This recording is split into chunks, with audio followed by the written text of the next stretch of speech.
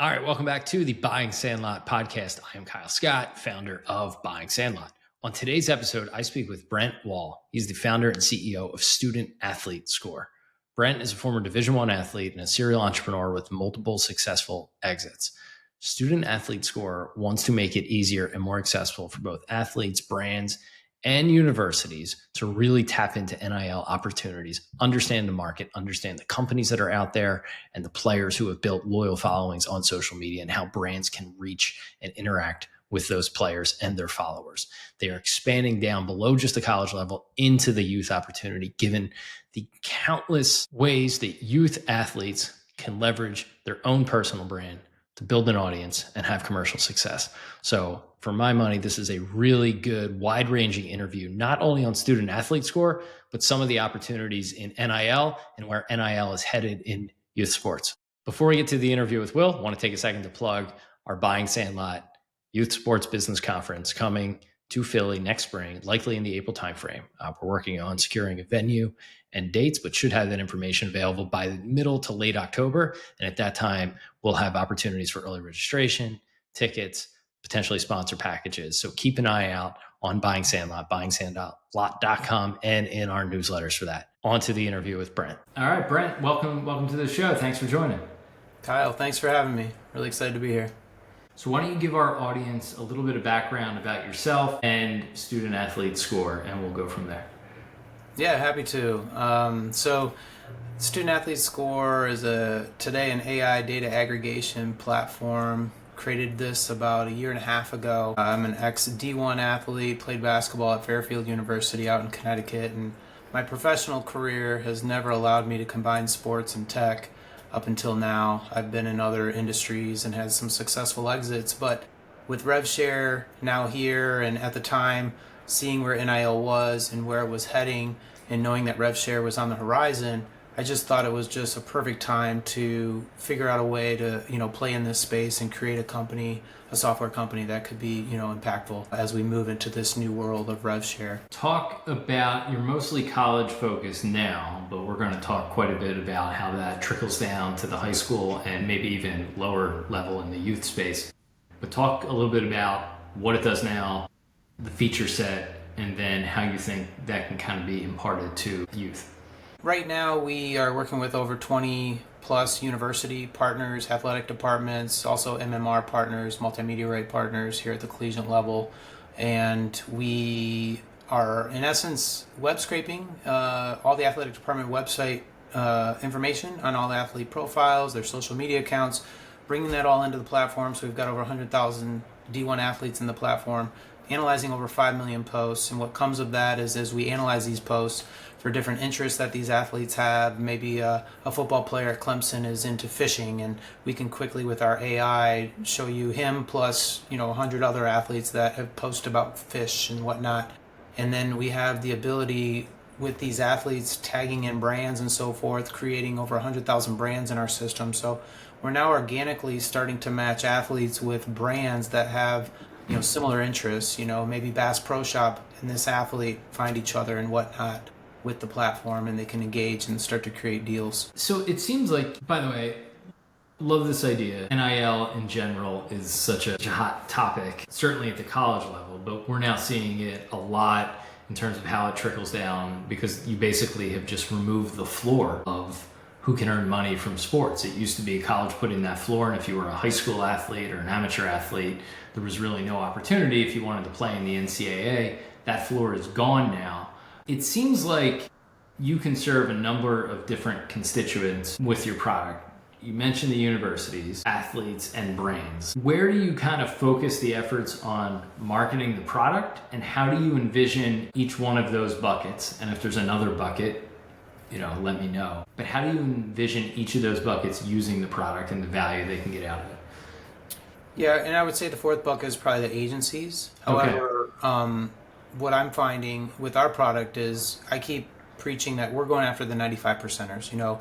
We're trying to not help Livy Dunn because she's with a high-level agency and probably has 10 people around her every single day helping her source deals. But what about the 95% of the other athletes? And I know we're going to talk about the youth athletes and the high school athletes, where a $500 deal or $100 deal is not ever going to be of interest to an agent. and so they're not going to utilize this product as much. However, I am talking with some of the powerhouse agencies where as they get a high schooler signed early or college player signed early that they then hope make it to the pros, they do want to make sure that they're sourcing deals for them. Even if they, as the agent, aren't making much, they still want to keep them within their powerhouse agency brand. So that's on the agency level. And so then we have the universities, and so you have your NIL directors, your associate ADs, your GMs, your chief revenue officers now in this new era, where they all need to separate them from the competition. And so that $20.5 million cap that is now out there for all these Power 4 universities, that makes them all equal. Okay, so how am I going to differentiate myself at Michigan compared to Alabama or Ohio State? Well, now we need to source deals for these athletes. And I know everybody keeps using the term NIL. I actually like to use it as endorsement deals because in essence, these athletes are now true professional athletes, but they just happen to be on a university campus and they're doing endorsement deals like an NFL player or an NBA player or a Major League Baseball player. Yeah, it's funny you say that, and I want you to go into the player side in a sec, but it's funny you say that. I think NIL kind of came out of what was being used in sort of the court case and the legal, the name, image, likeness was more the legal term. But at the end of the day now, college athletes and college teams and programs really need just to function the way a professional sports organization would. They used to rely before on, yes, ticket sales, yes, they made some money, but that money typically went to fund other areas of the business. They didn't necessarily have to run like a pro shop. And, they were able to fundraise because it was under the guise of, amateur athletics, right? Now they're a business, right? And they need to do all the things the pro teams are doing. And I agree with you. It's salary and it's endorsement deals, just like pro athletes. Talk about the athlete perspective. I'm a high school or college player. Let's stick with college for a sec. I'm a college player. How can I use this to maybe identify, is there a way to identify brands that are out there who I could potentially work with? And then I imagine brands are looking around and saying like, hey, which athlete has X number of followers in this area that maybe I can work with? Yeah, and we've talked to a lot of athletes, and that's why we're really excited that we launched last month on the Apple App Store our athlete app, and so we can talk more about that B2C opportunity. We're not there just yet. Right now, only athletes that are part of our university partners can get access to it. However, what we're trying to do with these athletes is help educate them on where their current NIL brand is today, and then where they can go. And yes, we love football players and basketball players on this platform, don't get me wrong, but we want to help the field hockey players, the soccer players, these folks that maybe could source for $100 deals or $500 deals. And they're so overwhelmed right now, they don't know where to start, but they want to get into the space. They want to do NIL deals. And so because they are a field hockey player, softball player, they're not getting the attention of the university athletic department NIL director and the MMR partners teams. So it's kind of on them to go out there and source these deals. So what we do is we show them brands that maybe have an appetite, have already engaged with field hockey players, for instance, or soccer players or softball players. Maybe it's in the Big Ten, maybe it's in the MAC, maybe it's in the SEC. And then they have the ability now to get comfortable, like, oh, I remember playing against her on, last year. Oh, I didn't know she was doing a deal with that brand. I can reach out to that brand. I have 5,000 followers. She only has 2,500. So it's getting them the confidence and kind of the starting point of, okay, this isn't as overwhelming as I once thought it was, because with Student Athlete Score, they're now really, really helping me define exactly where I go and how I can source deals. So in a way, to me, it sounds a little bit like, I don't want to do it at this service, right? But like almost like a dating app, right? Where you're pairing brands with athletes and you're allowing them to have a profile and see some publicly available posts or images and who's worked with who, or who's compatible with who in so many words. Is there a challenge there in getting to know about the deals that have happened, right? If it happens on platform, if the connection is made, if it's self-reported, how do you guys go about identifying that Safeguard Soap has worked with 10 volleyball players or whatever?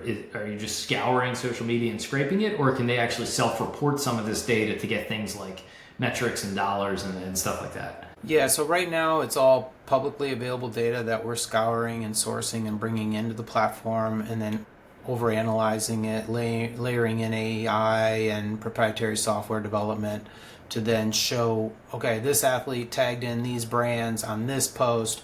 this is the engagement that this post got. Here's the brands that were tagged in, and so forth. Yeah, so it seems to me like one of the challenges is being able to identify the deals that have already happened, right? So were you guys today just scraping what's publicly available? Is there a way for someone to volunteer a deal, so you guys have some proprietary info, or is that something that's on the roadmap?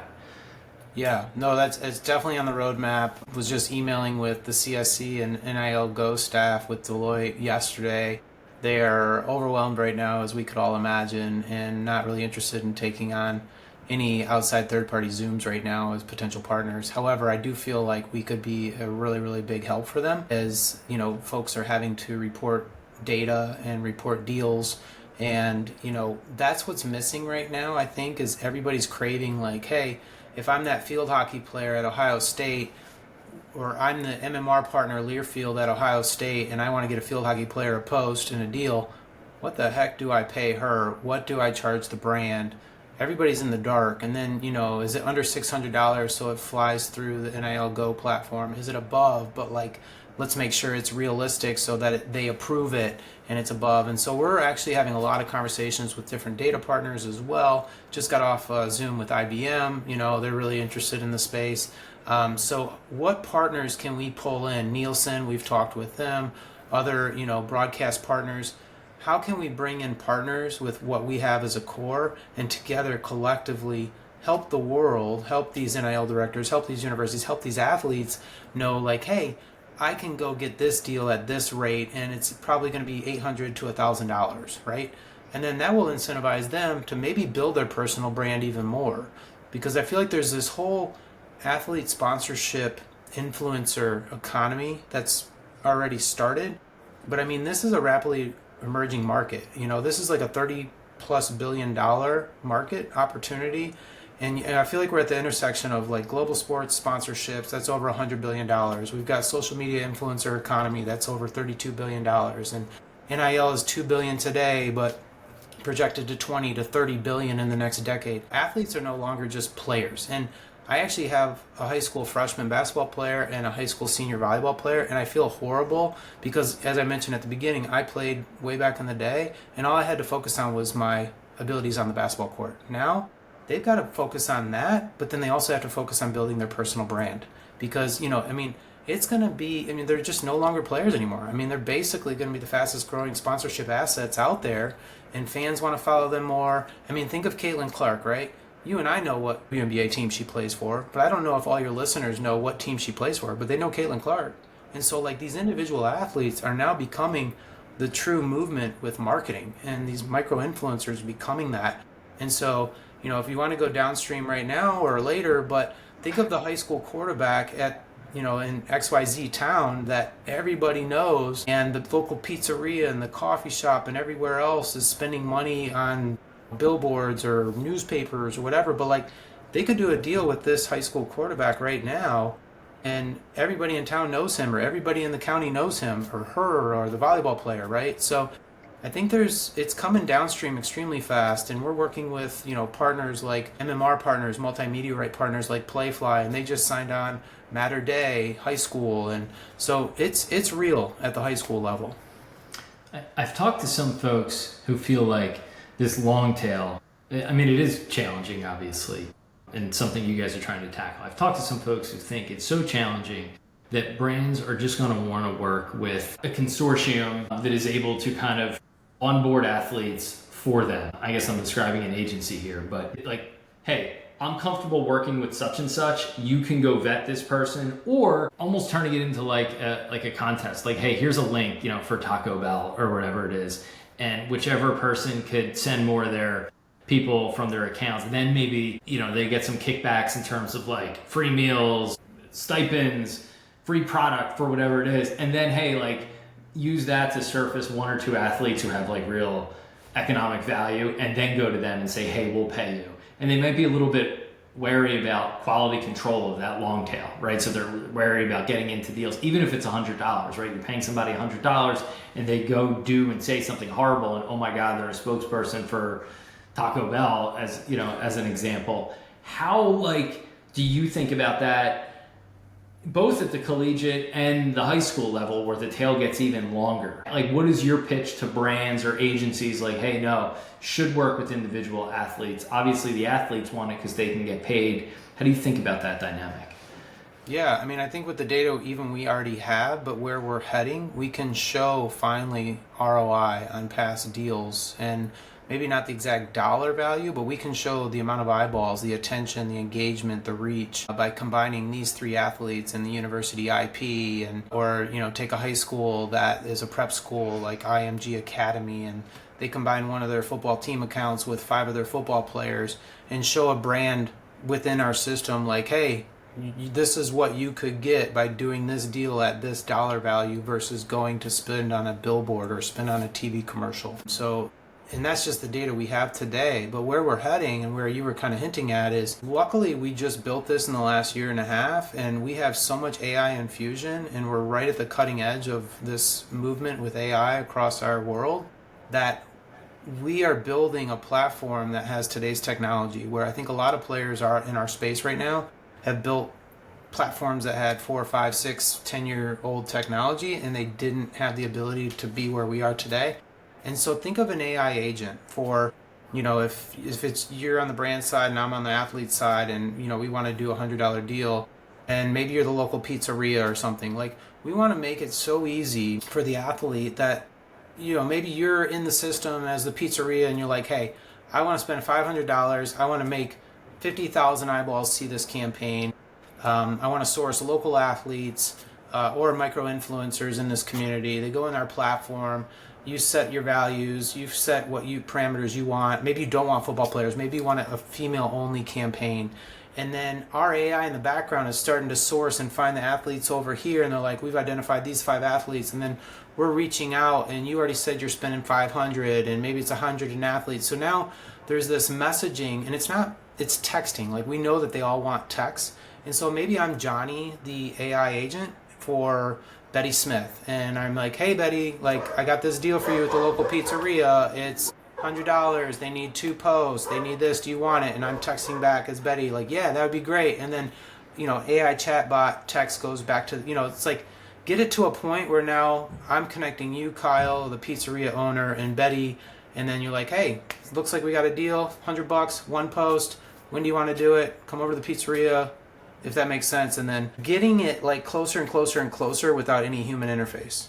Yeah, no, it's funny you mention that. So I used to, one of my prior lives, tried to take on a kind of local ad network where we had a bunch of eyeballs in a market around sports in Philly, and we would go to advertisers and say, hey, we could bundle together these 3 websites, these 3 podcasts. We can get you 200,000 eyeballs across them.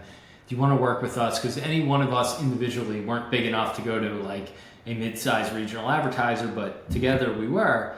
And I found one of the difficult parts of that where the advertiser would say, okay, sure, we have $5,000 or $500, whatever it is. And then we would all be sitting there saying, well, how do we split this? Do we split it evenly? My audience is a little bit bigger than yours. So do you imagine, it sounds like what you're describing is AI can take that lead and identify Betty over here has 12,000 followers. Jill has 40,000. We're going to offer to split this $300 to Jill, $100 to Betty, $100 to 3 others. Is it kind of doing that on the fly? Yeah, because it removes that human awkwardness of being like, hey, sorry. It should be easy. I mean, I feel like we could almost do that today once we have this AI agent built out, because Betty has 10,000 followers and Jill has 5,000 followers or 700,000 or 7,000 followers. So based on the engagement and the metrics and what they've done in the past, I mean, it should be simple enough to like auto split that up accordingly. Yeah. All right. So let's bring it down to the youth level. The concept makes a lot of sense. You have lots of college athletes who are large enough and with this long tail where there's these opportunities, and colleges now have to think about how they can stand out. I think that's a great point. They can all spend money. Maybe some will be able to spend more money than others and spend up to that cap. And some of the smaller schools might not be able to, but the ones who can, how do you differentiate yourself and you're able to source deals for people? So it makes total sense. How do you bring this down to the youth level? Talk about the differences between a high school and college athlete from the way you guys think about it, and then also how you market it to both cohorts there, the athlete, the high school athlete, and the brand that wants to reach a high school person versus a college person. Yeah, so I think coming downstream, I like to call it downstream, down to the youth high school market from collegiate. We've got two methods. Your prep schools, like your IMGs, your Matter Days, I'm here in Michigan, Detroit Catholic Centrals, they have a brand that they could be very similar to the university athletic department, where they sign on as our paying customer, and then they, give all of their athletes there on campus access to our student athlete app. But where I really see the big unlock is the 8 million plus youth, as you know, way better than me, the parents. What could it look like for a $5 to $10 a month student athlete app, whether the parents are running it or the kids running it, the ability for them to log in with their social profiles on Instagram, TikTok, X, see their personal brand today, where it stands, and if I'm a swimmer in the state of Texas, I can now see how I'm ranking to the other swimmers, not with my times, my breaststroke, my, whatever, but where is my personal brand going, and where is it today, and where do I need to get it? Because if I want to swim at Texas someday and I know who I'm up against, this is where I was saying earlier, it really stinks for these kids now, where it's like, unless you're a 5-star or a 4-star and you can just live off your abilities on the field or on the court, if you and I are both equal swimmers and we both want to go to Texas, or maybe that's a bad example, but another school, and I have 10,000 followers and you have 100,000 followers, there's a really good chance that coach at the D2 level, D3 level, low level D1 level is like, I'm taking Kyle, because I know the amount of eyeballs and attention that Kyle's going to help bring to my program over me. And so that's going to be really, really impactful for my program for the next 4 years. Super interesting. Talk about Olympic sports. You use swimming. There's been a lot of hand-wringing lately after the House settlement. And I think courts will make some decisions here, especially around Title IX. There's definitely an undercurrent right now, I would say, of some of the people I've talked to. IMG is pushing for add more sports in college. So people are aware that Olympic sports may run into some trouble. How do you, just personally, how do you think about that? Because so much of the NIL money and focus and direct payments are going to the major sports, and people think Olympics are in trouble. How do you feel about that, and how does sponsorship solve it, and where are the gaps? Well, I think, again, if these athletes can recognize that they need to spend time on this side as well as in the pool, it can be extremely helpful. And as I kind of claim them as endorsement deals, that's where I think you can create a personal brand as a swimmer and really start to, like Livy Dunn in gymnastics, right? Like, you can really start to separate yourself and your personal brand and start to source deals.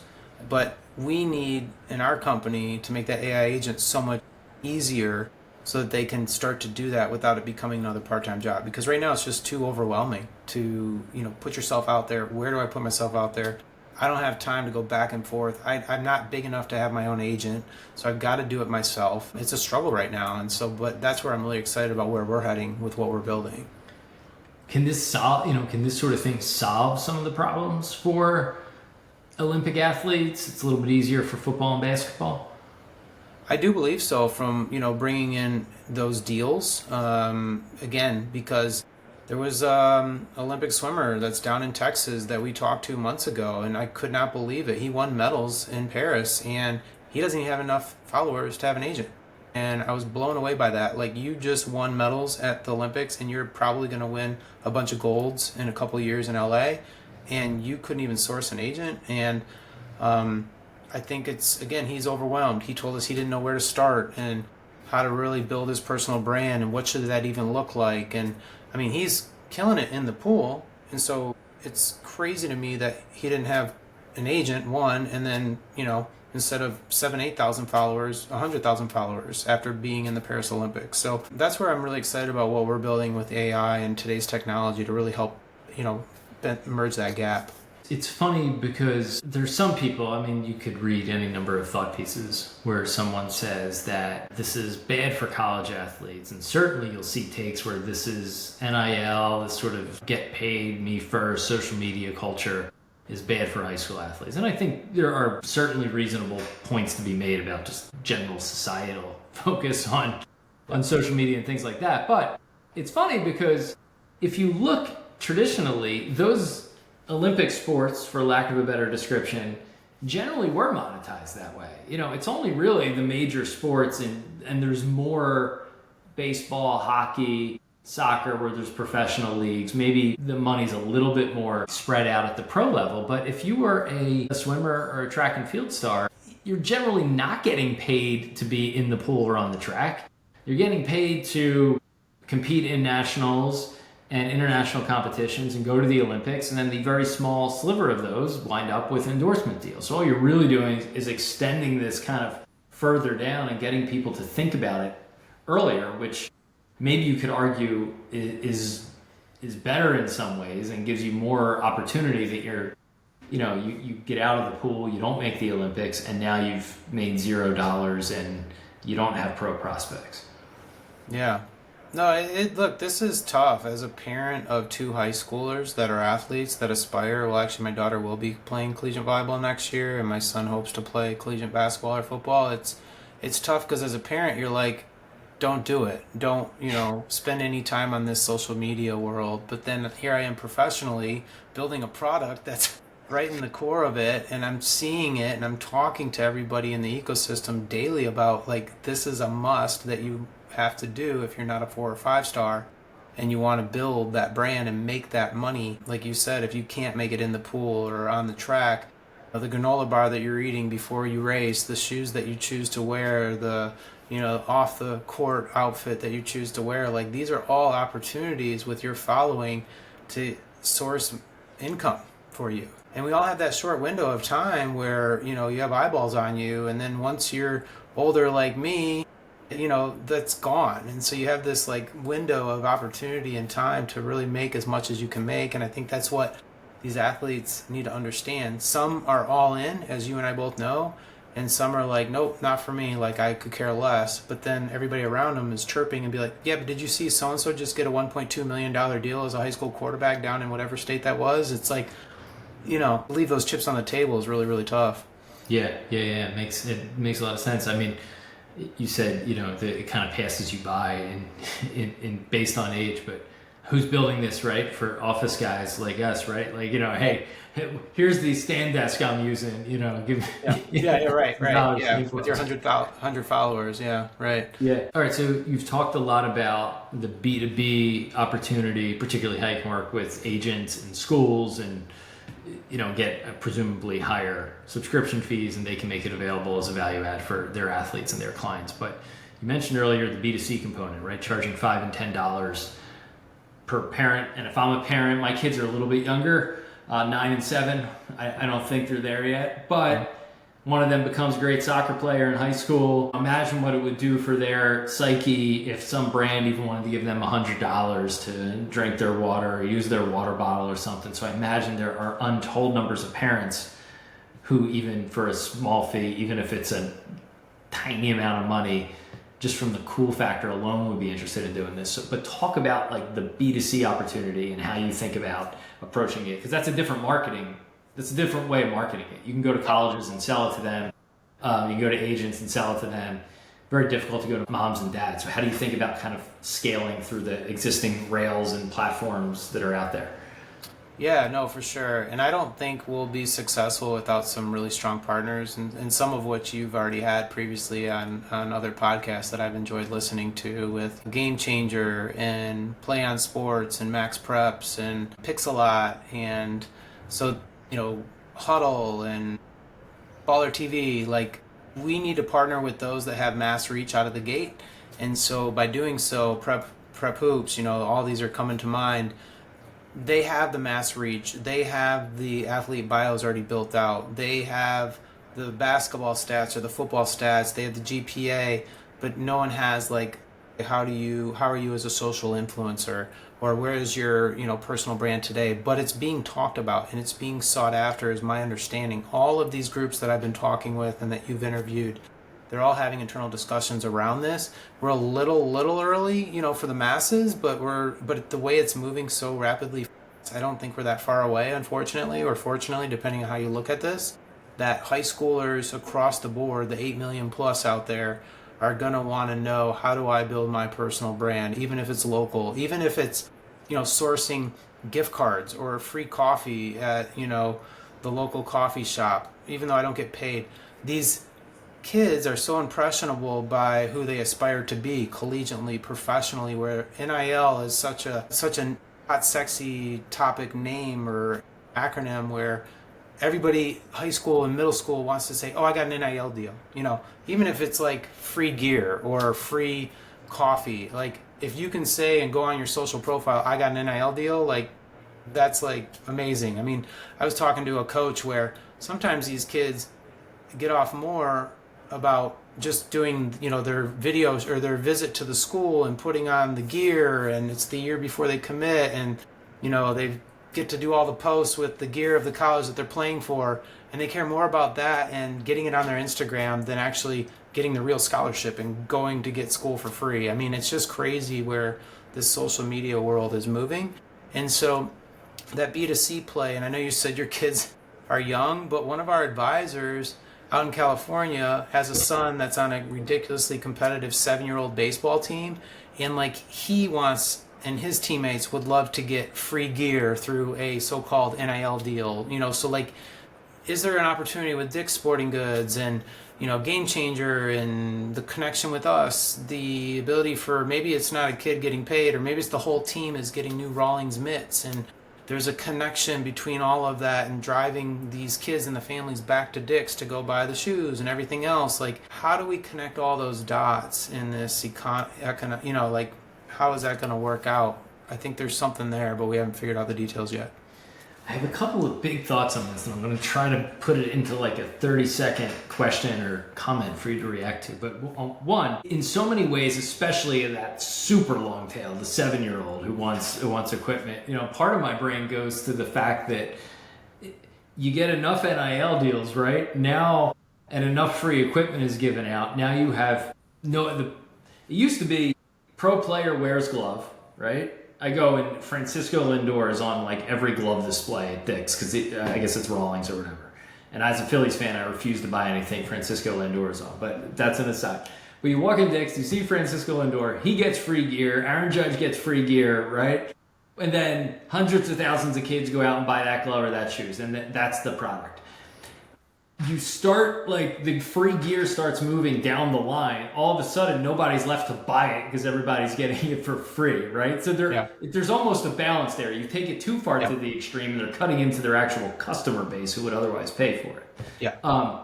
That's just an observation. My bigger thought here, and I want you to react to this, is there's been a lot of high-level big thinkers who've talked about like the concept of the network state, right? Where you don't need, if you look at society as a whole, right? You have people on the right and left, and they may live in the same neighborhood.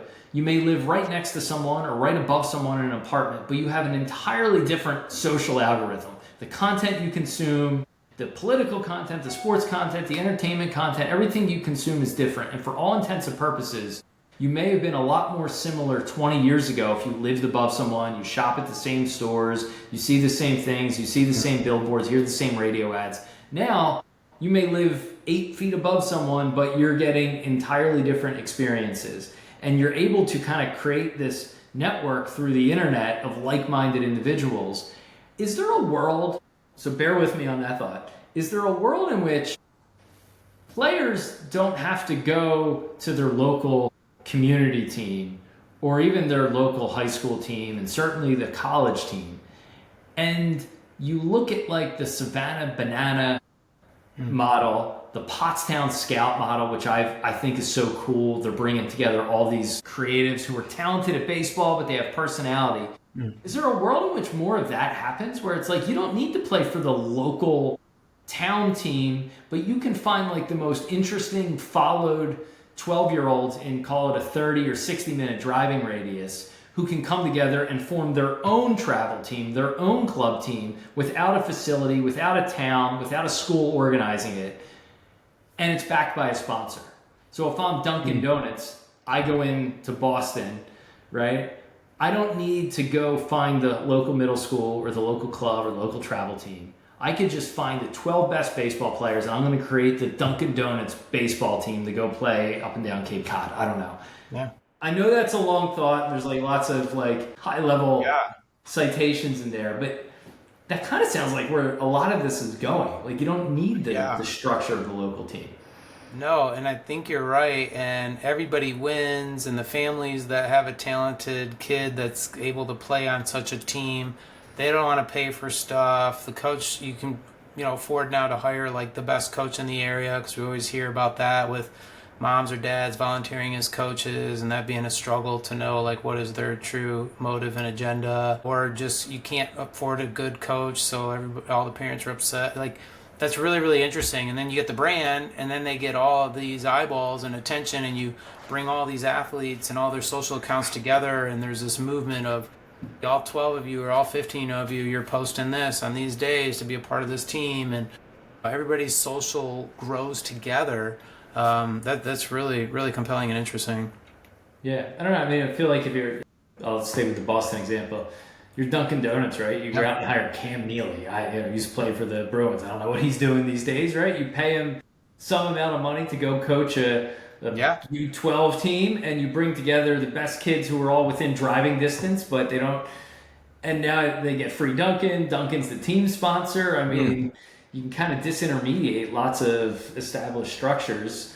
And before that, obviously, would have ran afoul of lots of NCAA rules. And now it's like, well, who cares? Like, you play for Dunkin' Donuts at age 12 instead of, I don't know, Farmingham's local rink or whatever it is. Well, and if that were to catch momentum and take off, are these kids no longer even playing at their high school? I mean, as we keep hearing about the Super League collegiately that's about to get formed with the top football programs across the country, and they're going to leave the NCAA supposedly, there could be a lower level movement in the youth high school market where these kids are getting paid, and gosh, is it scary to say all this as we're talking this through, but you're starting to make money early, much earlier. But I mean, I guess if you go over to Europe and you think about the soccer farm league and that whole system, like maybe we're a hybrid creation of that, and that's what we're moving into. Yeah, when we play for a team, you're ultimately playing under a flag, right? So it's the school flag, it's the town flag, it's the the team flag. But now you open up this world where you can play under a sponsor's flag, and it runs about. And the sponsors have a financial incentive to maybe put more money into it. They get the exposure. It's free marketing. Yeah. Interesting to think about. And you guys, you guys are kind of there to bring it back to what you guys are doing as we put a pin in this, but really walk through the feature set. I think maybe in the beginning we kind of got off track a little bit, but talk about today what someone can go in and do, specifically. What could they see on both the brand and the player level? And then what's in your immediate roadmap? What are sort of the features that you view as key to not only the growth, but that people, potential customers are going to want? Yeah, so I mean, I think right now, we're helping universities, brands, track, sell, manage athlete-driven campaigns. We're providing alignment for, driven matchmaking, as I was talking about earlier with AI agent, or with the AI interest bubbles and so forth. So we can show ROI reporting. I mean, up until now, I call this past 4 years or whatever that was of that NIL era before RevShare on July 1st. That was it was cool, it was fun, brands are throwing money at athletes and universities, and there's zero data behind how any success of any of these campaigns were, where now it's all data driven, and folks are like, okay, that era is over with.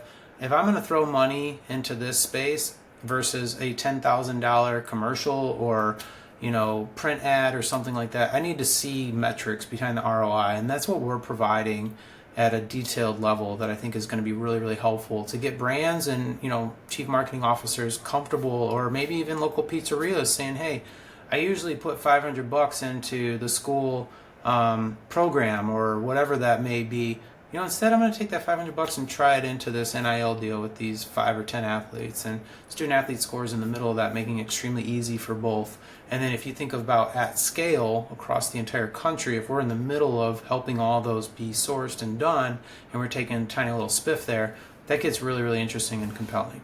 And then I think where we're heading towards, at least from the collegiate level, but maybe it's going to come downstream as well and be helpful there, is like contract management, AI-driven valuations, ultimately like trying to look at how do we help with that AI agent model really make this thing hum and be mass scale for, like I was saying earlier, the 95 percenters. The 95 percenters of the brands, the athletes, the schools. That being said, we are with Power 4 universities today, which are of the top 5 percenters. We are still talking to some brands of the top 5 percenters, like talking to Powerade the other day, and their NIL director or their NIL team finding great value on this system and what it could source and their ability to see how are they doing compared to another sports energy drink that's out there, and what athletes are engaging with that sports energy drink that aren't engaging with theirs, and how do we bring them over to our side and so forth. So this is where we are today and where we're becoming extremely helpful with all the stakeholders today. I have to imagine there's some arbitrage opportunity here in a good way.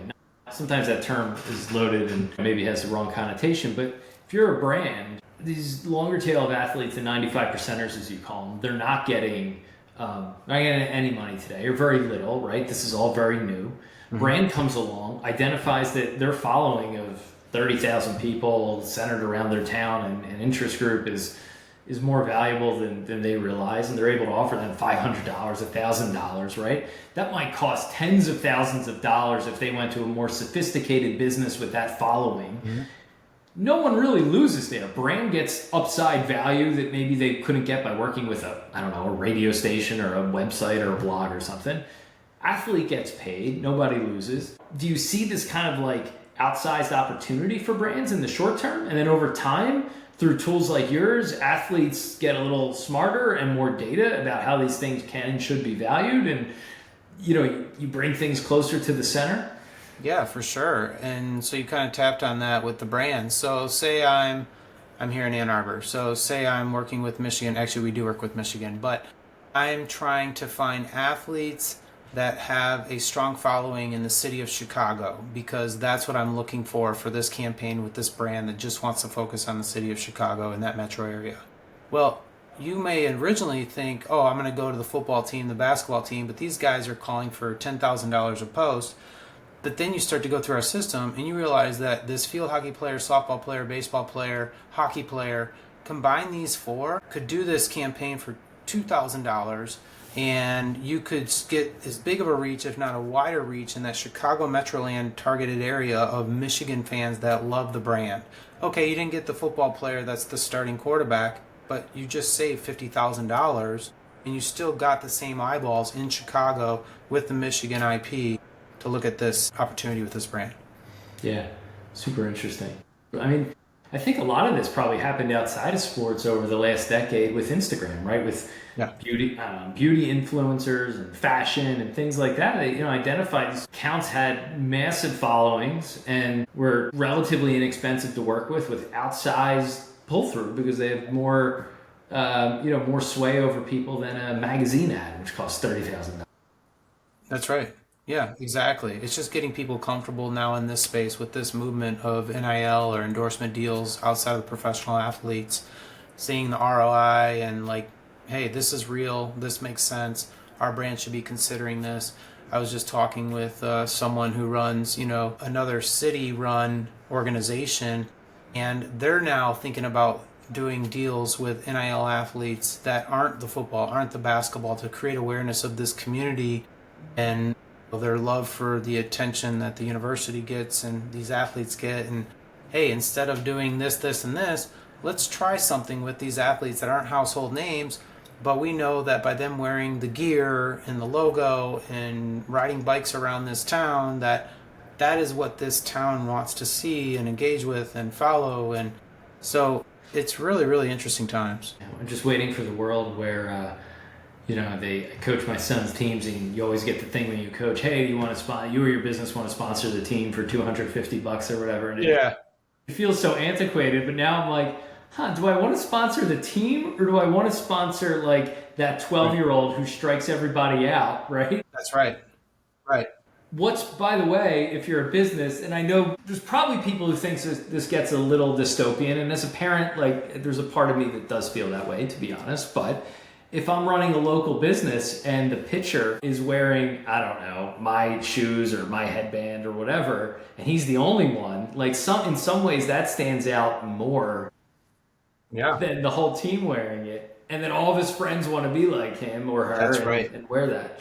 Well, we were on a thread earlier, and I wanted to come back to this. I'm glad you brought that up, which is, I don't think the whole team would get the gear, but think about, like you said, the star pitcher on that team or the star pitcher in this little 7-year-old league happens to get a deal or two because we, with our technology, are able to identify, hey, there's this athlete out there, dad's maybe running his Instagram account, he's getting all these looks, and then all the gear's on that kid. Guess what every other kid in that league is wanting to do? Run over to Dick's and go buy blah, blah, blah, blah, because so-and-so has it.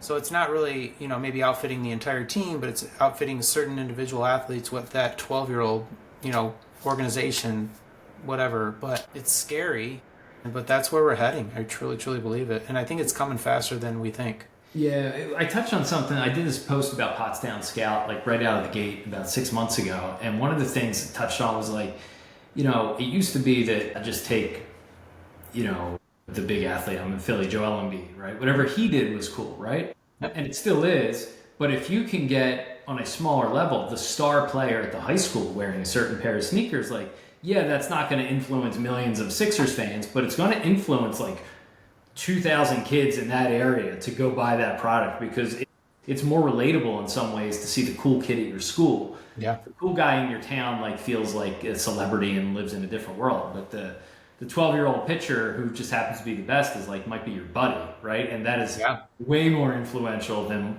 what somebody's wearing on TV in lots of ways. Yeah, so if you can create that mass movement with those micro-influencers across the United States and combine that with, their sport achievements, that's where I see this going. And I think you do as well. It's scary, crazy, exciting, and scary as a parent, but really exciting as what we're building here at Student Athlete Score. Yeah, last one for you. Do you have followers or an obvious metric? I know a lot of the social platforms are getting away from, how much it matters, right? The algorithms are taking over that TikTok style. If the piece of content is good, we'll show it to as many people as that are willing to view it. Do you guys have other ways to value accounts or reach through engagement or referrals or anything like that over time you're looking at as you can present the brands and say, hey, this kid's got like 8 followers, but every video he posts on TikTok is a banger, right? Yes, 20,000 views, high engagement, high metrics.